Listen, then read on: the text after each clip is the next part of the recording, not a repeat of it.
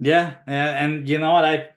When I was, I think 4 or 5 years ago, I had one of those car buying experiences where all I asked was like, hey, just give me the price before I walk in. And if it's the best price, I'm not gonna negotiate with you. I'll just come in and sign the paperwork. Yeah, I was amazed at how many car dealerships didn't give the price. they still They wouldn't. They they still would wouldn't do it. they wouldn't. And I literally went to the one guy who gave me the price online. There were little, like one or two things that I probably wasn't thrilled about when I came in, but at least he had the decency of respecting my time. Right. Where the other guys, they didn't. And it's almost this thing, and like it's so commonplace in our space because when they're projecting these returns, they're almost not valuing their investors' time. Because what they're telling them is like, hey, we're going to oversell you on these returns. But in 3 years, when you are actually expecting those returns, that's when we're going to come up with a list of excuses. Yeah.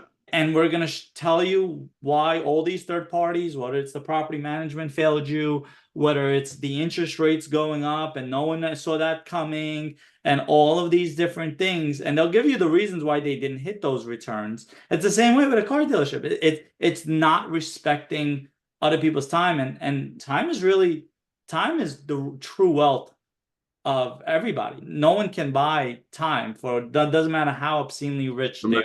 It's funny. I told my many years ago, I was talking to my daughter about things I wanted for her. I said to her, I want you to have two kinds of jobs at some point in your life. One, I want you to wait tables, which is a miserable job. Two, I want you to work straight commission. Now you sit there and lessons that I wanted her to learn.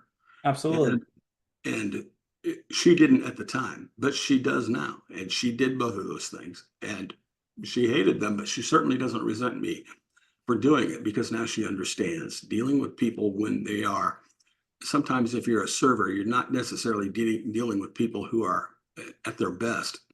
Secondly, working straight commission, you have to learn how to talk to people and not be assuming and not be presumptuous and how to develop a relationship. I worked for a gentleman while I was in college in a clothing store in the mall.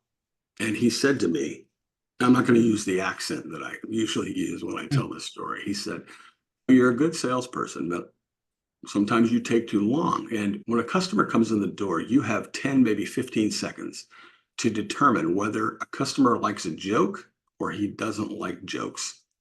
If he likes a joke, you go ahead and joke. If he no like joke, you no joke. And that I've always remembered that. You have to be able to read people and meet them where they're at. But where they're at isn't always in a good place, but they have a need, and it's your job to serve their need. That's great advice.